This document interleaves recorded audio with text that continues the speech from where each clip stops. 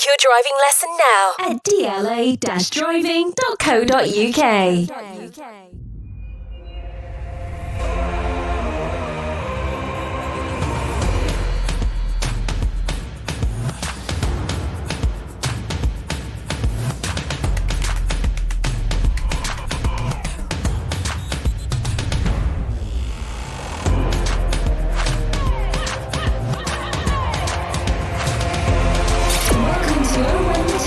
Sponsored by DLA Driving Schools.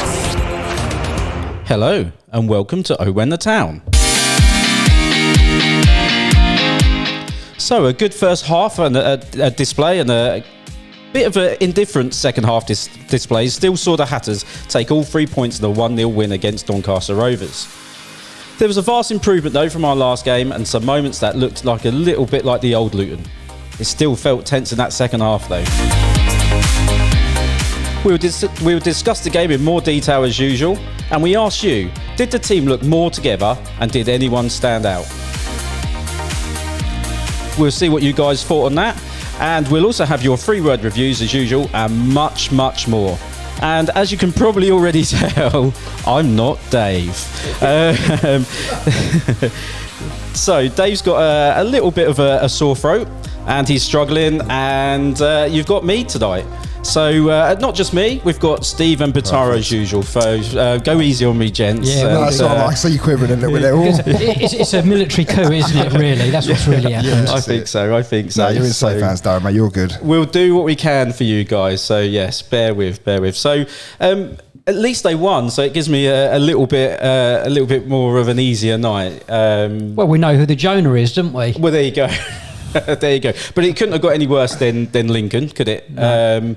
Was it much better or a bit better, or how was it for you guys? Oh, well, I mean, look, compared to that Lincoln performance, anything's better. So I'd probably say much better. But it wasn't perfect. Started the game off really well. First 25, 30 minutes. Yeah, electric. And then all of a sudden went a bit flat. But you know what? It was an improvement, so I'll take it. But by no means it was perfect. It was nowhere near the level we should be at. But yeah, stick to the four at the back. It was a much more purposeful start. They are low in confidence. They are fragile, so it's not suddenly going to be the end product. That could easily take another 6, 7, 8 games, slowly building on performance, momentum, etc., etc. But there was a real desire, particularly first half, and even when Naismith got involved to sort of back Mengi, I don't mind that. I think that's good, because it shows a level of togetherness on the field that we've been crying out for.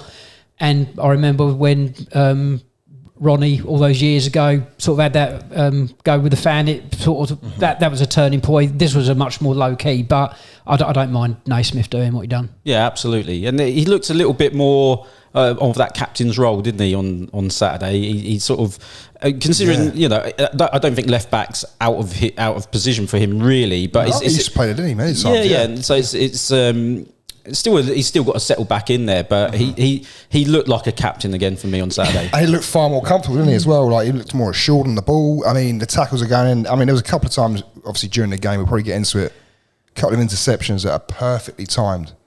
And, obviously, if you get some wrong, it's a booking or whatever else. But, no, he looked much more confident.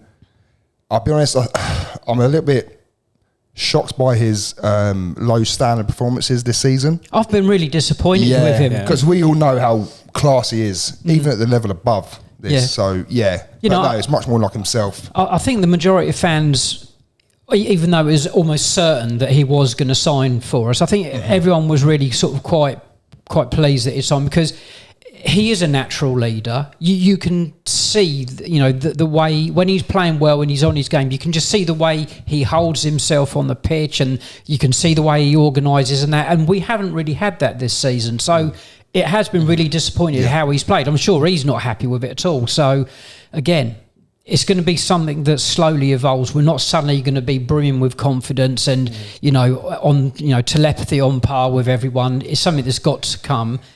But maybe that was a tentative step in the right direction. And to be sorry, gents, but about to step in there as well, he probably felt more assured as well, having like another a winger in front of him as well. Like, you know, he could do the overlap. He could do the, you know, didn't have too much. He didn't have to go up and down too much. He had certain basic, you know, defending he had to do to get up the pitch. Yeah. And then support. Yeah. Whereas before, like, you know, the left who plays in like the 5 or the 3 or whatever it is, you have to do both of it. And he cares. He cares. Yes, You could see it from the goal. You could see it from the celebration. Look, he when he left, it was a bit of a strange move. I think a bit of maybe strange timing. But he loves the club. He's come back, and that was all money, though. Yeah, and you know, short careers and because I think until the point that he joined us first time, you could maybe say just a journeyman footballer, but under sort of Nathan Jones and that, he come up with the form of his life. I think Bristol City offered him a hell of a wage because that's what they were doing. You know, really, you can't say he should have stayed. Of course. Right. So let's see what everybody else thought of the game with their 3-word reviews. So we've got Mark, badly needed win. Johnny said points over performance. Tim, ground it out. Joe said rode our luck. Rob, another clean sheet. Bryony, a decent first half. Russell, changed formation, worked. Peter, Fane, very impressive. And Sam and many others papering over the cracks. So one or a couple each there, boys. Yeah. Okay. Well, I'll do the papering over the cracks thing. I think we've discussed this on numerous occasions over the last sort of few years. It will only be not papering over the cracks if you have a run of performances and results. You know, you could be Barcelona and you've lost 4, then you win 1. You can say, oh, that's just papering over the cracks. It's something that it can only not be that when there's 4 or 5 or 6, you know, solid performances with results that match. So, you know, that's how I feel about that one. Ground it out. Again, sometimes when you're struggling as a team, struggling as individuals, people in the wrong place, what have you, and confidence at an all-time low, it is really difficult. The most basic things become so difficult. So the fact that they ground it out, admittedly with a little bit of luck because some crap finishing right at the end, the guy sliced the volley, but we did get over the line. If they can take a little bit from that, move on to Blackpool away, you know. Yeah, no, of course. Like I was going to say papering over cracks as well. I mean, it kind of was a bit like that. You know, try something, see if it works. Does it work? Yeah, it worked for time being. It's one of those ones almost. But look, I mean, if we can continue to play a forward back, get players back from injury and, you know, go on a little run, then, like you say, is it going to be papering over cracks? We'll never know. But one thing we cannot do is go back to that 3-5. We can't. We need overlapping players, say every week. But yeah, anyway, apart from that, I'm going to say points over performance from Johnny. Oh, sorry, Darren, is that your one? No, I can't contribute because no, say your job is just to host. That's it. I'm not allowed to have a say. Well, no, no. It's interesting because I was picking that one out myself, right? Because actually, points over performance. For me, I went into that game the other way round. Performance over points, because we're not. We know we're going to be playoffs or just outside. I say we know we're going to be, but hopefully and everything else we expect to be. And you know, so points at this stage. And look, if we win our game in hand, we're in the playoffs. So points over performance, not for me. After Lincoln, it had to be performance first. They had to show they cared. They had to put in the performance, and if they do that, the result will come. And inevitably, it did. So I don't totally agree with Johnny there. I see what he's saying, but for me, it was performance over points. And you picked that one out, Patari. So see, I've looked at it a bit differently. I'll be honest. I mean, at the moment, like you say, the performances for me eventually will come. Hopefully will come. I don't know. I'm hoping they'll come. I'm still going to believe, you know, in the team. Still early days. I know certain people obviously have a different mindset, fine. But for me, it's at the moment, we need to build a foundation of not losing a game of football. And for me, it's picking up points at the moment, not losing, whereas we've lost 4 games already in our first, 9 games? And that is nowhere near good enough. No. So for me, it's just, you know, maybe paper under cracks, like we said before, and points over performance at the moment until it becomes good. You could equally argue Johnny's point the other way, because let's say we put in an okay performance, but we lost 2 or 3-1. Yeah. it would still have been just as toxic. So Yeah. I think it's Just something as, I think it'd be a lot worse. evenly both ways, that one. Yeah. Well, let's look at the game in more detail. And I think it was probably the most anticipated team sheet selection that we've been looking at for a long, long time. You know, an hour and 15 minutes before kickoff, the team sheet comes out and we all look at it and go, it's got to be 4 at the back. Question is though, could you work it out though from those player selections? Could you work it out? Because I couldn't. We were sat in the pub. I was sitting there going, "What are we playing? It's got to be 4 at the back, surely." Yes, but then you look at who's playing right back. Is it Makoso? Is it Morris? I think that was what we discussed last week about. I said I think we can cobble a 4-2-3-1 together, and I think we probably said 9 out of those 11 players, possibly even 10. I think Makoso was the one. I'm thinking maybe Chigozie might have come in, Makoso at right back. Can I say wow? By the way, Makoso at right back, unbelievable for me. Where people agree, disagree. For me, he's my man of the match. You know, it was. And I think that for the first time in many, many games, there was probably half a dozen man of matches out there as well. And they actually had to think who they're going to give it to rather than... Morris, if he stayed on as well, you know what I mean? I'm sure we'll come to that in a bit. But, you know, we could see it was the 4-2-3-1. In fact, it was a little bit more flown than that because Fane got forward so much. He was almost like a float. He was floating between the 6 and an 8, which then changed shape, which was great. And look, we'll come on to Fane as well, I guess, because... You know, what a game he had. Why only now, after so much uproar, do we get the 4 at the back when, you know, ourselves, other fans, other podcasts, we've all been saying the same for weeks and weeks. Why only now do we get these big interviews in the week? We've all seen, Bloomfield's interview was honest. We've seen the Gary Sweet one, which we'll come to. Why is it taking so much pressure to make them go 4-2-3? You know, Bloomfield said we didn't have the players and we didn't. Hang on, he's cobbled those players together, and we've got players out injured this week. So he's got a 4-2-3-1 out of that lot. How could he have not done it weeks ago? Sorry, guys. I was going to say, I think they're stubborn people, football managers. I was going to say exactly the same thing. They have to have a blinkered sort of view that they're the decision maker. But this isn't the first time we've had this situation. We've had this with countless managers throughout the years where, you know, you see an interview afterwards and every fan is going, what game have you just watched? You know, and just totally off the ball about accuracy of what's just happened. And yeah, I think he's stubborn. I think he probably feels that is the right way. He says that he's been trying to work towards a 4.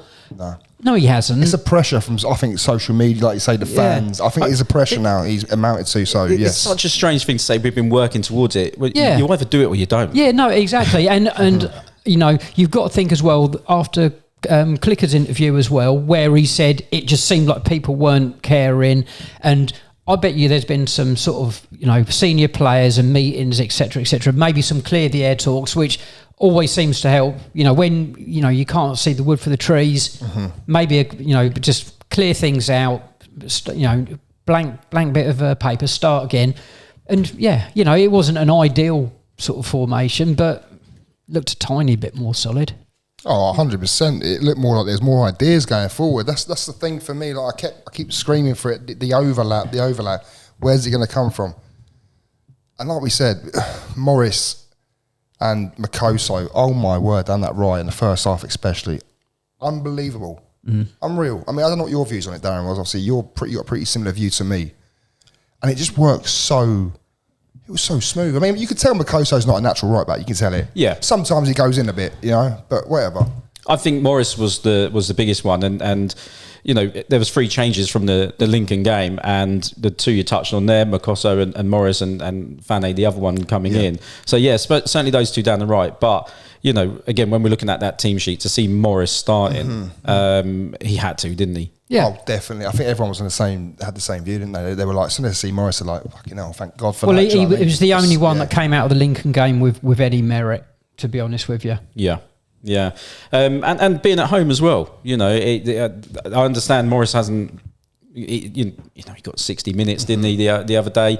You know, he with his pace and everything, he's not going to go long stretches of games, but certainly at home, you've got to be front-footed and have that. But yeah, I mean, we were discussing this, weren't we, before the pod started, and basically people are like saying, oh, you know, why can't he last a certain amount of minutes? Because the reason is, like, it's clear. He runs so many yards in the time he's on that pitch, the 55, 56 minutes, whatever he's on the pitch for the other day. He must have run at least 120 minutes worth of what any other standard player would do. I mean, I'd love to see the stats and be proved wrong or whatever, right? But I've got some stats here. So well done, Jacob. So Morris has played 133 senior appearances and played 90 minutes just 12 times. Wow. His average on the field is 40.8 minutes. He did pretty well the other day then. What did we get? He got 55 minutes. Like that, yeah. So that boosts those stats up a bit. Wow. You know, you don't want to sign a player and look, Cornick used to be the game changer or the finishers or whatever they're called now. You know, you don't want a player as exciting as that just to come on for 10, 15 at the end, do you? No.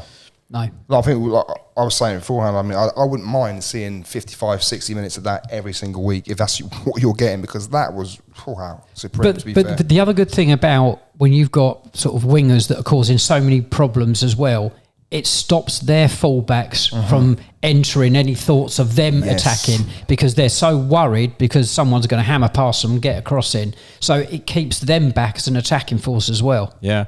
And, he got sub later on, then Kadua comes on. You know, you think, well, I've just got rid of one, and then you got Kadua coming. And then when Jones is back as well, down that right-hand side, I mean, any one of the three, you know. So again, digging into the game a little bit more, we started well, which you know you'd expect. Look, Doncaster's not necessarily going to be an easy game. A couple of weeks ago, they were second in the table. They were still in the playoffs when at the start of the game.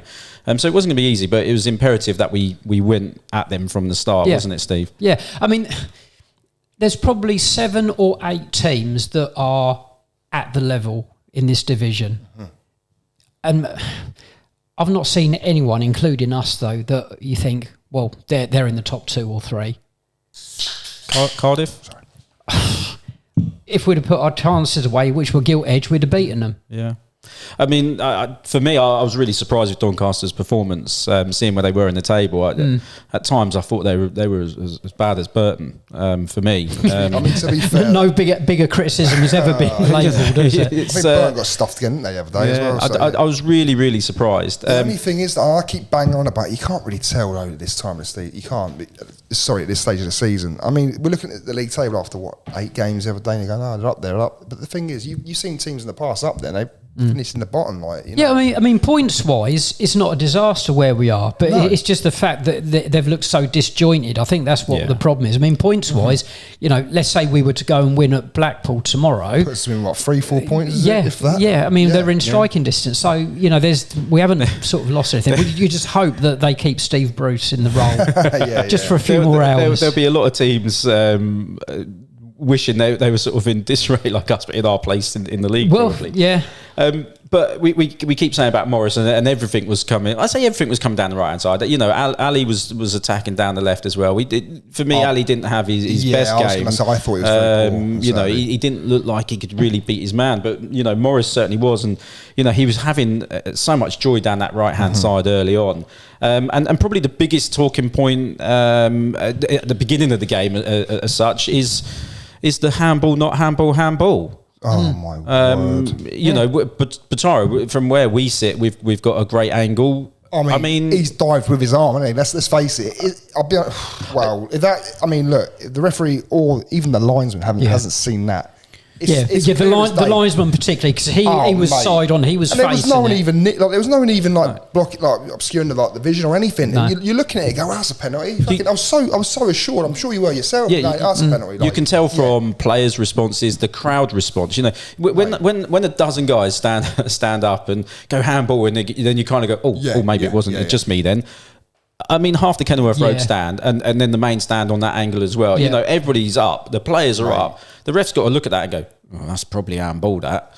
Do you know what I mean? Like, take an educated guess. Yeah, it's not the basis for making a key decision, but you're right. No, he is. But between him and the linesman, it's the linesman. He's got it's perfect vision. There was one earlier in the season in the Premier League, Tarkowski, that I remember, and he knew what he was doing. He had his arm down his side, so he didn't make himself any bigger, but he leant into it. Yes, I remember now. Now this guy did make himself bigger and leant into it and extended his arm as well. You know, it's absolutely incredible. So I'm glad we all agree on that, because for me, in real time, it was so obvious. It's bizarre how no one even saw it. Like, no official saw it. It's bizarre, absolutely bizarre. Bonkers. But you know, we picked ourselves up and we kept going. And that actually, you know, I don't want to get the rest back, but it just felt like we weren't getting a lot in that first half. And I think you said early on, Bataro, that we kind of got about half hour in, something like that, and then it just kind of, we had this lull. Look, you know, Doncaster, I think their goalie was told off for time wasting 13 minutes into the game. You know, so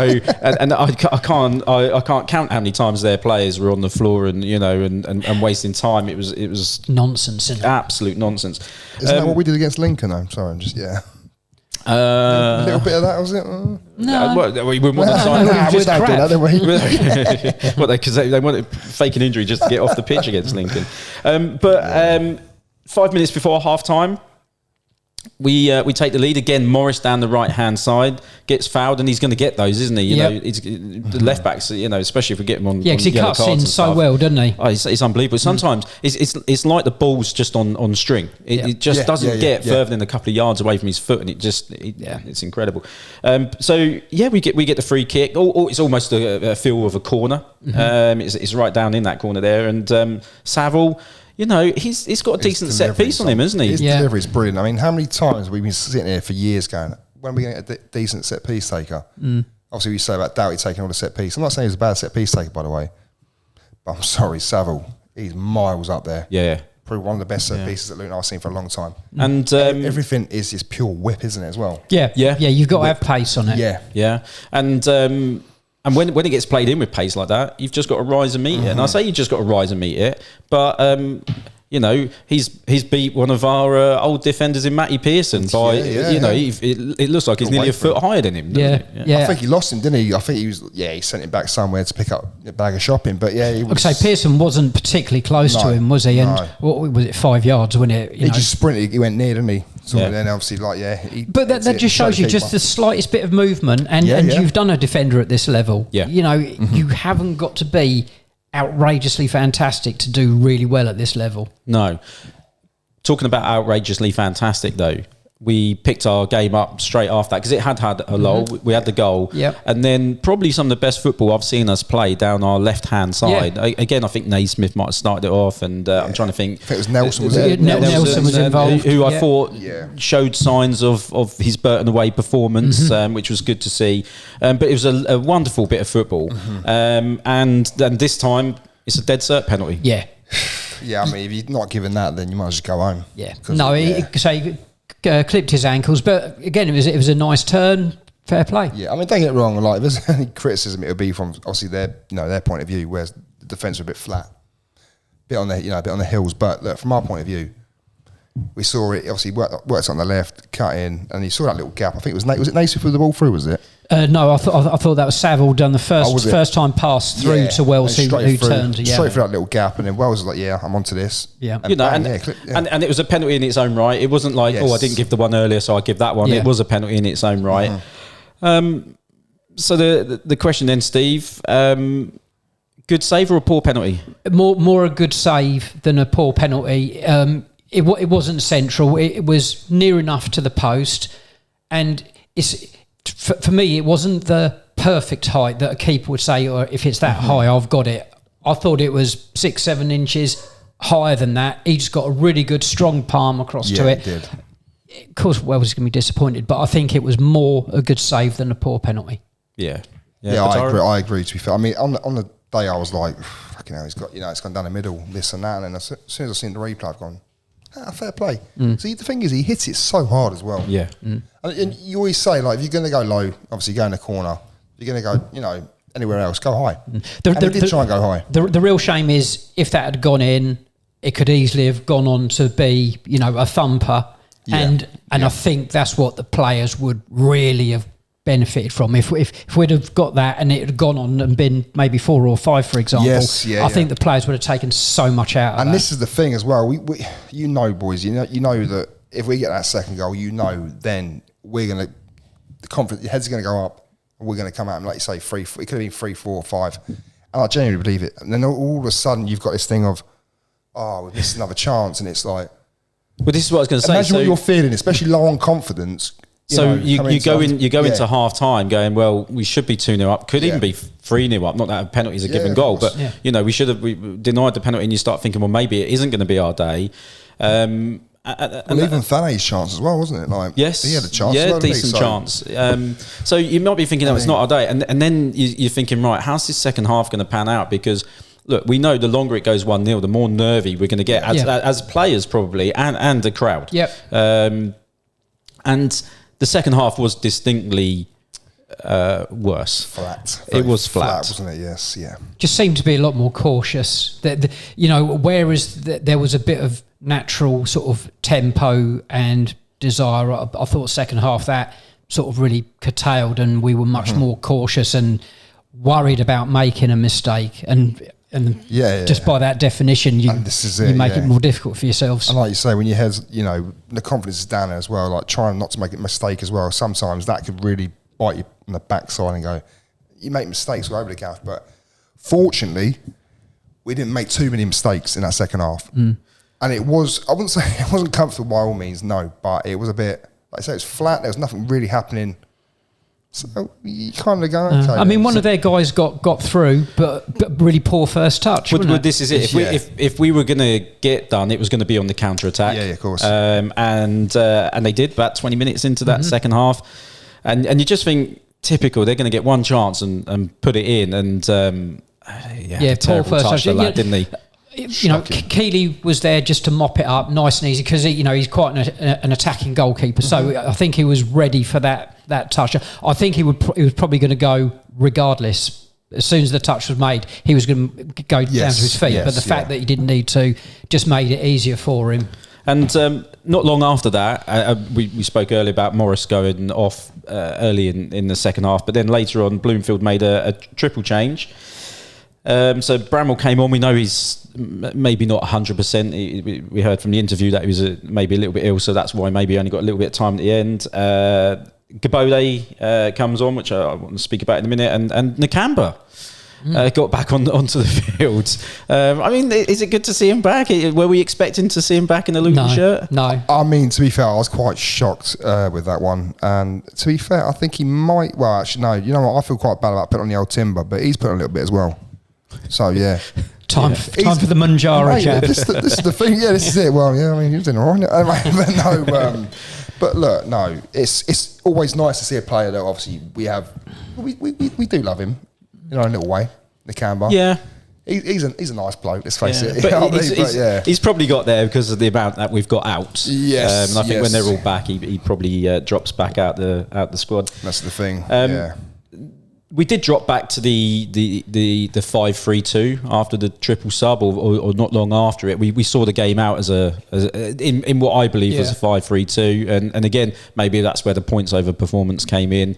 Because you felt at that stage we do deserve to win. We should be winning it, and it'd be criminal if we don't get anything from that at the end. But it's down to us to make sure, and to say that guy slices that volley at the end. Well, he was probably their one shining light. It was that Molyneux, wasn't it? Molyneux, on the left. He's probably their one. They didn't have many standout players, if I'm honest. And sorry, Doncaster fans, if you're watching, I think you'll probably agree it wasn't your day on Saturday. But Molyneux looks right. Any other day, he probably hits the back of the net there. Yeah. Yeah, I mean, and then you don't get your just desserts. So, this is why you've got to be ruthless. There's a bit of an angle, no? No, oh, not really. I mean, he was slightly past the far post, but yeah, I mean, to score that, it would have been a good goal. It would have been a good goal, but it wasn't a narrow angle at all. I'm not saying narrow, but it would have been a very, very good shot. Well, it should have been on target. He sliced it. Yeah, but I think the keeper. But anyway, look, but you see him go in. And you're right, Steve. That would have been heartbreak at the end, I think, to our efforts. You know, a bit of gameplay. There was 6 minutes injury time at the end, and with all 6 minutes of those, we're trying to hold the ball in the corner down near the tunnel. And I'm thinking, are we that desperate? We got 6 minutes to go here, lads. I hated that, by the way. I absolutely hated that. As soon as he went there, I think it was 89 minutes and 38 seconds, or 58 or 48 seconds. And I've looked at it and I've gone, why the fuck are we? I don't want to harp. Fair play to him. I'm going to. I don't want to harp back, but I'll go back to it. And the season where we had a number of 1-0 wins under Nathan Jones. And our gameplay under Nathan was exactly that. You get it over the line at all costs, and if you've got to, I think I used to whinge then. To be fair, if you've got to do the housery, you've got to do the housery, and if it's for 6 minutes over in the corner. Can I say though? Sorry, go on, Dan. Sorry. No. So it was going to bring me on to Gabode. Mate, Bode's. Oh my! The guy's built like a cow, isn't he?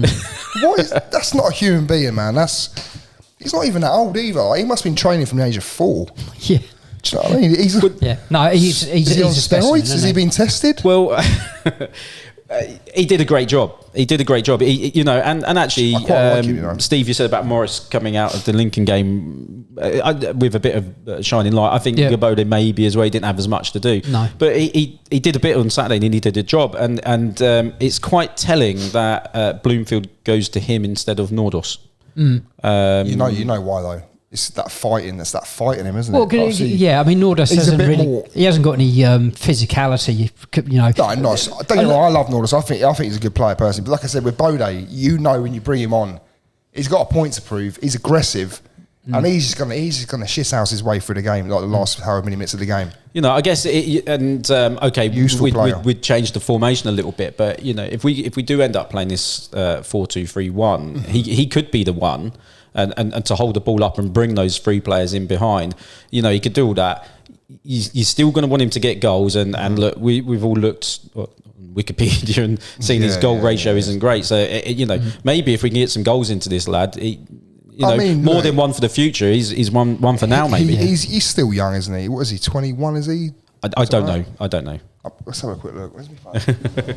I'm pretty sure he's still a young boy, to be fair. So. Yeah, but I think it's physicality and probably pace, which is why he's put him on before. And that's the key word, Steve. Bloomfield is 20. He's 20. He's 21 in April, yeah. Bloomfield said when he came to the club, I play with pace, or I want to play with pace. And we just haven't seen that. So maybe that's why he's in. And then, Morris in, and the pace is getting into the team. And when they all connect. Bloomfield's very own phony Coney.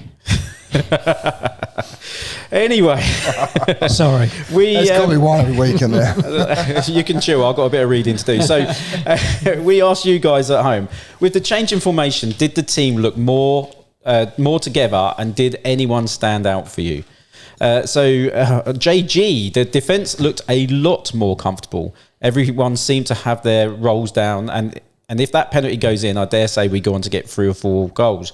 Mengi played like he did in the Prem, had a real presence about him. Phil for Nordos, think he's out of Bloomfield's plans now.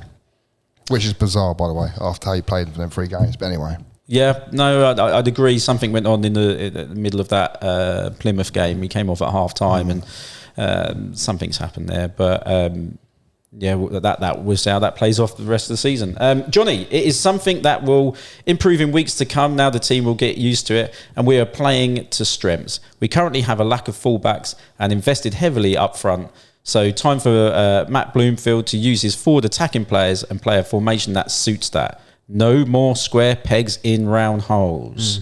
It should never be square peg in round holes, to be fair. Never. No, exactly. Unless it has to be, but yeah. If you've got the players that use them, yeah. Dwayne, not particularly. The substitutions turned a relatively comfortable game into one that could have been thrown away, inviting them on. Still a long way to go, and vast improvements still required. He's a miserable goat, isn't he? Oh, you should have seen him Saturday. Oh my God! Yeah, I know you're listening to Dwayne, Christ, but no. To be fair, he was happy. He was a bit happier on the bus going there, so it was all right. He said the substitution turned a relatively comfortable game into one that could have been thrown away. I think from half time we were saying there that it probably changed. I wouldn't have said it was the subs. Still a long way to go, though. Long way to go. Rob, the back 4 played well and should improve if used more often. Still too many misplaced long balls, especially when we have the smaller guys up front. Gabode looks a handful, and Mengi looked like he belonged and wanted to be there. Well, you couldn't have said that for quite a while, can you? No. You know, and I know we commented last week, probably and the week before, about his inclusion. Yeah. There's no doubt he's a good player, but he's got to want to be here and want to play well. It's the attitude, You know, isn't it? when Yeah. he realises that is his ticket out of here to bigger and better things. Yeah.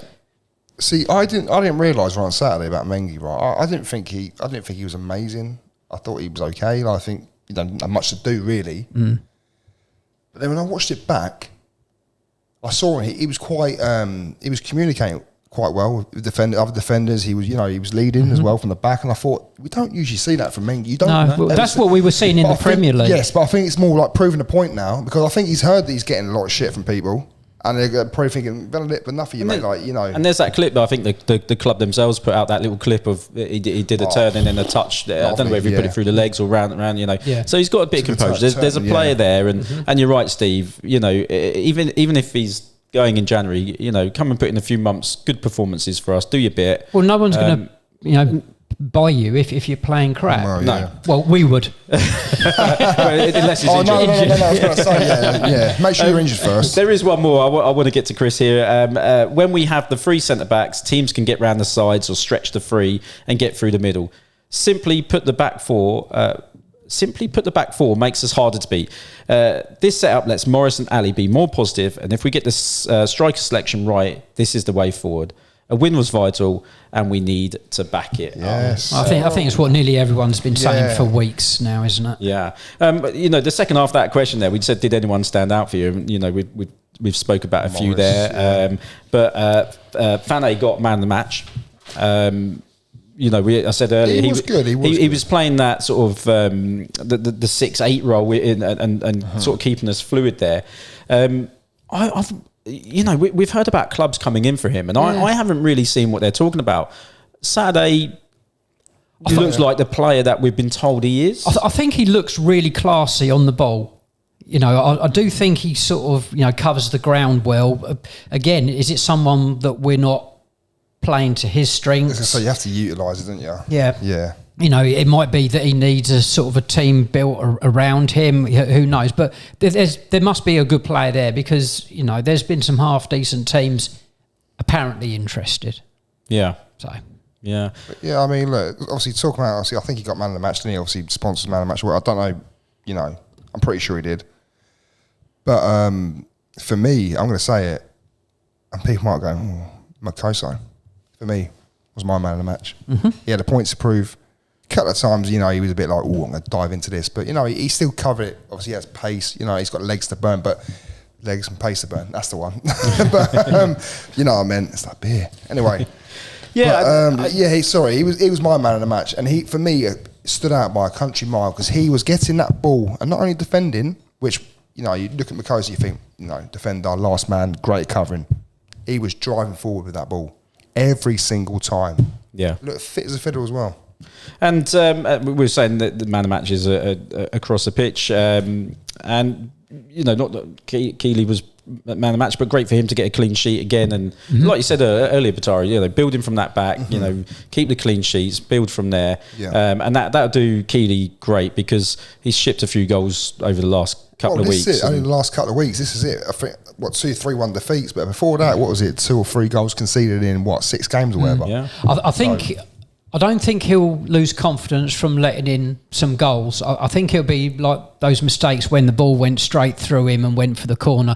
They're the things that will probably play on his mind, rather than letting in a goal. But let's say clean sheets, couple of good saves. He's a confident young lad. So and he's still solid. I mean, what he got? Was it Diamond Player of the Month? Well, yeah, just reading here, got Diamond Player of the Month for August. No, it's all right. You still my job. You can sit here next time, Pataro. Either, mate. Sorry, mate. No one wants to hear this voice for fucking however long. Jesus Christ, that's why I don't speak too much. So it was a little bit of a better performance. It was 3 points. Mm-hmm. We got 2 more big games coming this week. Starting tomorrow. I've said my views over rearranging this game over the last couple of pods. We'll see how it plays out. Surely We're going to, even though we're away from home, surely we're going to see 4-2, 3-1 tomorrow, boys? Well, you would way, hope so. 4 at the back, either way, it's got to be, hasn't it? Yeah, that has to be the one thing that's set in stone, subject to availability. But yeah, and I think we could win that 1-2-0 tomorrow. I'd like to see 2 up top. We'll come to that in a minute, Steve. Okay, we'll write it down before I forget. Okay. I would like to see, rather than a 4-2-3-1, I would like to see a 4-4-2 with maybe like a holding and then one obviously driving on from midfield, obviously Saville holding. So what would you maybe start with, Bodie? I mean, who have we got fit at the moment? For me, well, what I'm going to say it's Norris and Wells for me, but yeah, I don't know. I just think the vast majority of centre backs in League One, they're strong, physical, and Nordus will get the odd turn and do something clever like that. But by and large, over a game, they will have the better of him. I mean, is anyone else back from injury tomorrow? Do we know of? Probably not. No, Probably not. No, I think you've got to go with what you got, and arguably for we know Yates won't be, but Yates may be back for well, I've got to be impartial here, yeah. But he might be back for Stevenage. So it is probably we've got to go with that set of players. So again, Morris, which one? He's probably not going to start all 3. So do you save him? Do you give him 20, 25 tomorrow and save him for Stevenage? I mean, if Codder was fit, maybe, or however you say it, Kadir, maybe play him tomorrow and, bring on Morris and then start Morris on Saturday. For me, that would be how I'd pan it out, but I'm not the boss, so yeah, clearly. Well, it was rearranged. It was going to be a Saturday and we could have had a lovely weekend up there, and I'm sure a lot of people were looking for that. But it's on a Tuesday night, so fair play anyone that's going up there and having time. If you are going up there, on the 20th minute, Blackpool have asked if we can have a minute's applause for one of their fans, Frank Knight, who sadly passed away last Saturday. So if we can do our bit there, guys, that would be much appreciated. So 2 big games coming up then, as we said. I think I might have just gone top of the prediction league with my with the win. Still early days, mate. There's 1 point. It's a lot closer than it was last year. So before we wrap up, then Dave, with what voice he did have, he gave us a couple of predictions. So let's have a guess what Dave thought the score was going to be. 3-0. Sorry, Dave. Sorry, so he said 3-0 Blackpool and a 1-0 at Stevenage. So Steve, you said 2-0 for Blackpool. 2-0 to us against Blackpool, and Stevenage lose 2-1. Wow. Do you know wow. He's obviously Saturday didn't impress him that much. Go on, Taro. Do you know, I don't know why I keep thinking we're going to lose to Blackpool. I don't know why. I'm not going to say it though. I'm going to be positive. We're going to beat Blackpool 1-0. And we're going to beat Stevenage 1-0. Oh, wow. Well, we'll take that. We'll all take that. Yeah. I think if we can get 4 points from these two and 7 over a 3-game week, Luton are notoriously not good at 3-game weeks, no matter who the manager is. And we are tight on players. 4 points over these two would be delightful.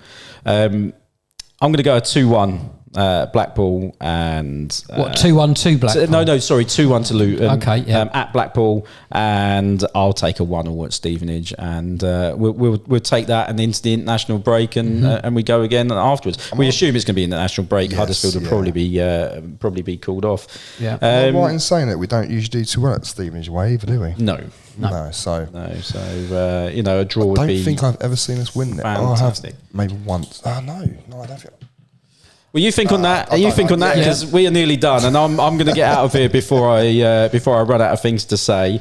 Your shaking stopped anyway. My shaking stopped. I've settled down. Thank you guys for helping me get through this. Pleasure. Dave, we hope you're much better for next week because we're going to have a lot to talk about with those 2 games. If you have watched and put up with me and got through to the end, please like, subscribe, share, do all of that on social media. It means a lot to us, and get this podcast out to as many people as you can, because we love doing it, don't we, guys? And you Well, don't. I enjoyed it more tonight because you were doing it, obviously, Darren. Oh, well, you're far too kind. Not with obviously Dave. Dave, you're out, mate. Sorry. Dave, you're welcome back here as soon as possible. Listen, guys, we're going to go with just about there. Look, I've even hit the time. There we go. Look at that. Come on. I'll hopefully back in the other chair with my booster seat, and we'll see you all hopefully as happy as we are tonight next week. Yeah. Take care, guys. See you soon. Mate. See you soon. Thank you, everyone.